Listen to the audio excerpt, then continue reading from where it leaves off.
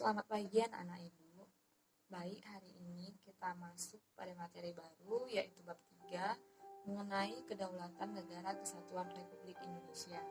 Pada minggu kali ini kita akan masuk pada pembahasan yang pertama yaitu mengenai hakikat dan teori kedaulatan. Oke baik anak-anak, sebelum kita masuk ke dalam pokok pembahasan kita pada pagi hari ini, kita harus mengetahui apa itu kedaulatan. Kata kedaulatan berasal dari bahasa Arab, yaitu daulah, yang berarti kekuasaan tertinggi. Sehingga pengertian kedaulatan sendiri adalah kekuasaan yang tertinggi untuk membuat undang-undang dan melaksanakannya dengan semua cara yang tersedia. Oleh karena itu, kedaulatan rakyat membawa konsekuensi bahwa pemegang kekuasaan tertinggi adalah rakyat dalam kehidupan bermasyarakat dan bernegara. Kedaulatan rakyat juga berarti pemerintah mendapatkan mandatnya dari, oleh, dan untuk rakyat. Pemerintahan oleh rakyat itu mengandung arti bahwa pemerintahan yang ada diselenggarakan dan dilakukan oleh rakyat sendiri. Gaya pemerintahan seperti ini disebut dengan demokrasi, di mana demokrasi berarti pemerintahan dari, oleh, dan untuk rakyat. Keterlibatan rakyat dalam membentuk pemerintahan sebagai wujud kedaulatan rakyat dapat diterapkan melalui pemilihan umum. Dalam melakukan pemilihan umum, kita melaksanakan dua prinsip kedaulatan rakyat, yaitu demokrasi langsung dan demokrasi perwakilan. Demokrasi langsung bercirikan rakyat mengambil bagian secara pribadi dalam tindakan-tindakan dan pemberian suara untuk membahas serta mengesahkan undang-undang. Sementara dalam demokrasi perwakilan bercirikan rakyat memilih warga lainnya sebagai wakil yang duduk di lembaga perwakilan rakyat untuk membahas dan mengesahkan undang-undang. Menurut pendapat Jean Bodin, seorang ahli tata negara dari Prancis yang hidup di tahun 1500-an, kedaulatan adalah kekuasaan tertinggi untuk menentukan hukum dalam suatu negara. Kedaulatan memiliki 4 sifat pokok, yaitu yang pertama asli, yang kedua permanen, yang ketiga tunggal, dan yang keempat tidak terbatas.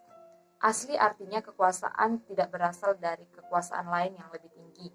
Permanen artinya kekuasaan itu tetap ada sepanjang negara tetap berdiri walaupun pemerintah sudah berganti. Tunggal artinya kekuasaan itu merupakan satu-satunya dalam negara dan tidak dibagi kepada badan-badan lain. Serta yang keempat, tidak terbatas artinya kekuasaan itu tidak dibatasi oleh kekuasaan lain. Oke, selanjutnya kedaulatan atau kekuasaan tertinggi suatu negara. Itu terbagi menjadi dua, yaitu kedaulatan ke dalam dan kedaulatan keluar. Kedaulatan ke dalam itu berarti bahwa bangsa yang merdeka memiliki kekuasaan untuk menyusun dan mengatur organisasi pemerintahan sendiri menurut kehendak bangsanya sendiri. Contohnya itu adalah memilih anggota DPD dan DPR dalam pemilihan umum. Sedangkan kedaulatan keluar adalah mempunyai kekuasaan untuk berhubungan dan bekerja sama dengan bangsa lain tanpa terikat oleh kekuasaan lain. Contohnya itu adalah mengadakan perjanjian atau kerjasama dengan negara lain.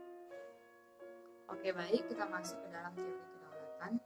Secara umum teori kedaulatan terbagi menjadi 5, yaitu yang pertama teori kedaulatan Tuhan, yang kedua teori kedaulatan raja, yang ketiga teori kedaulatan negara, yang keempat teori kedaulatan hukum, dan yang kelima teori kedaulatan rakyat. Yang pertama, teori kedaulatan Tuhan itu mengajarkan bahwa negara dan pemerintah mendapat kekuasaan tertinggi dari Tuhan sebagai asal segala sesuatu.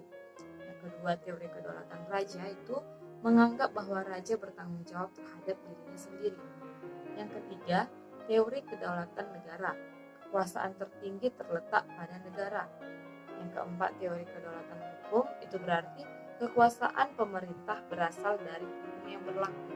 Dan yang terakhir, teori kedaulatan rakyat, di mana beranggapan bahwa rakyat merupakan kesatuan yang dibentuk oleh suatu perjanjian masyarakat. Oke baik anak-anak, demikian materi kita pada hari ini. Apabila ada yang ingin ditanyakan, boleh ditanyakan pada Google Classroom dan disilahkan untuk mengerjakan tugas yang telah Ibu berikan. Terima kasih, selamat pagi dan sampai jumpa.